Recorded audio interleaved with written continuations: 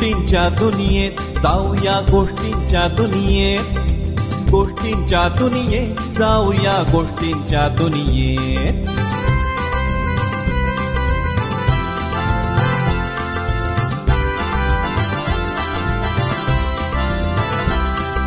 मातृभूमी ही संस्कारांची, वैज्ञानिक रणवीरांची कथा तयांच्या ऐकायाला ठरला फक्कड बेस, ठरला फक्कड बेस. गोष्टींच्या दुनियेत जाऊया, गोष्टींच्या दुनियेत.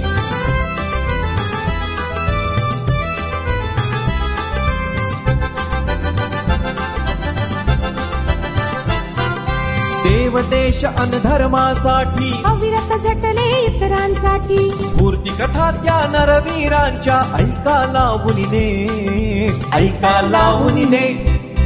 गोष्टींच्या दुनियेत जाऊया, गोष्टींच्या दुनियेत, गोष्टींच्या दुनियेत जाऊया, गोष्टींच्या दुनियेत जाऊया, गोष्टींच्या दुनियेत जाऊया, गोष्टींच्या दुनियेत. चला गोष्टींच्या दुनियेत. नमस्कार. चला गोष्टींच्या दुनियेत या यूट्यूब चॅनलवर मी मैथिली पांडे आपल्या सगळ्यांचं मनपूर्वक स्वागत करते. आजचा दिवस एकदम खास, गोकुळाष्टमीचा हा दिवस म्हणजेच आपल्या लाडक्या श्रीकृष्णाच्या जन्माचा दिवस. चला तर ऐकूया आज श्रीकृष्णाच्या जन्माची एक छानशी कथा. खूप खूप वर्षापूर्वी म्हणजे द्वापर युगात कंस नावाचा एक राजा राज्य करत असतो. तो खूप दुष्ट असतो, फार त्रास देत असतो सगळ्यांना.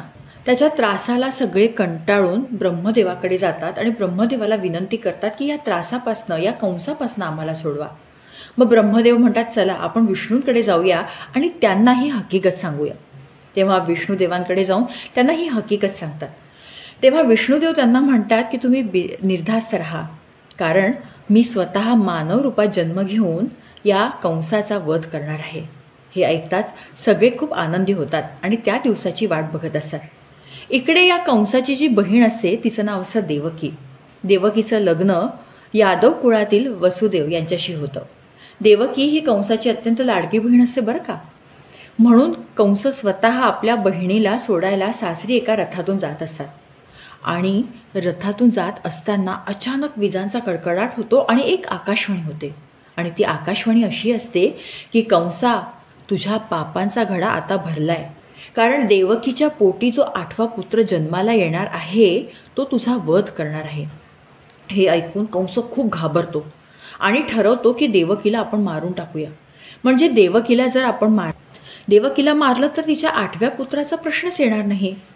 आणि असं करून तो देवकीला मारायला जातो. तेव्हा वसुदेव म्हणजेच देवकीचे जे पती असतात ते कंसाला विनंती करतात आणि ते म्हणतात की कंसा, तू माझ्या पत्नीला म्हणजे देवकीला मारू नको. मी तुला वचन देतो की आमचं जे 8वं मूल असेल ते मी स्वतः तुला आणून देईल.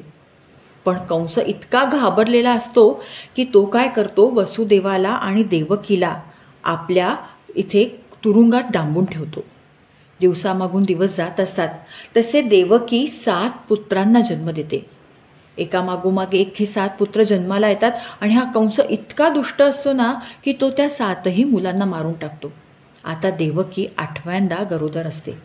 कंस अत्यंत घाबरलेला असतो, कारण भविष्यवाणीत असं सांगितलं असतं की 8वा पुत्र कंसाचा वध करणार आहे.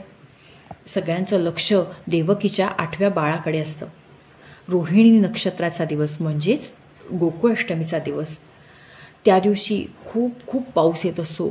यमुनाला पूर आलेला असतो. सगळीकडे अत्यंत काळोख, विजांचा कडकडाट.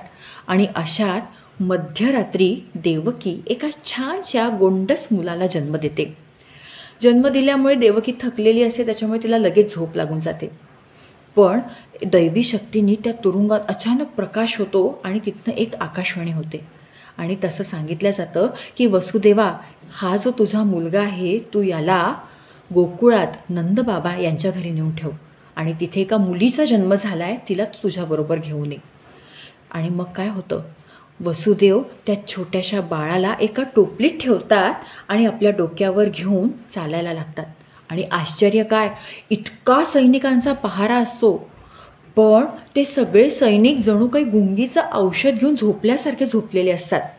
वसुदेव जसे ती टोपली ओसून आपल्या मस्तकावर ठेवतात तसे त्या तुरुंगाचे दरवाजे आपोआप उघडायला लागतात.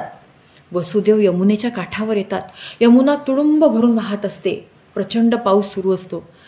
पण अहो आश्चर्य काय, वसुदेवाला जसे ते पाण्यात पाय ठेवतात तसे शेषनाग आपला फणा पसरवून त्या टोपलीवर आपला फणा धरतात आणि त्या बाळाचं आणि वसुदेवांचं पावसापासून रक्षण करत असतात.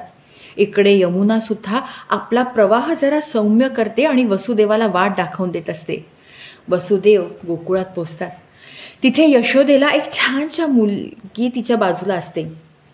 वसुदेव आपल्या या छोट्याशा गोड बाळाला त्या यशोदेजवळ ठेवतात आणि तिची मुलगी आपल्या टोपलीत घेऊन परतीच्या प्रवासाला लागतात.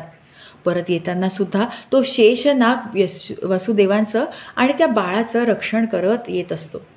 इकडे वसुदेव तुरुंगात येतात आणि त्या छोट्याशा बाळाला यशोदेजवळ, जो बाळ आणलेला असतं ना, त्याला देवकीजवळ ठेवतात. देवकीजवळ बाळाला ठेवताच ते बाळ खूप जोरात रडायला लागतं आणि सगळे सैनिक जागे होतात. आणि सैनिक त्या कंसाला निरोप पाठवतात की राजा, देवकीला बाळ झालं आहे, 8वं बाळ. कंस ताबडतोब येतो आणि बघतो तर काय, 8वा पुत्र नाही, ही तो मुलगी आहे. पण त्याच्या डोक्यात तर सुरू असं की 8वं बाळ आपला वध करणार.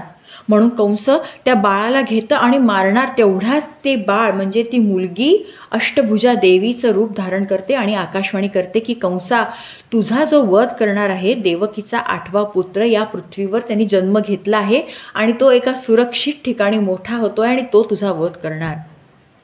आणि इकडे नंदबाबांच्या घरी यशोदेला मुलगा झालाय म्हणून सगळीकडे खूप आनंद आहे, खूप उत्साह आहे, खूप उल्हास आहे. सगळीकडे अगदी आनंदाचं वातावरण आहे, कारण ते बाळ इतकं सुंदर, गोंडस आणि छान आहे. त्या बाळाचं नाव नंदबाबा आणि यशोदा कृष्ण असं ठेवतात.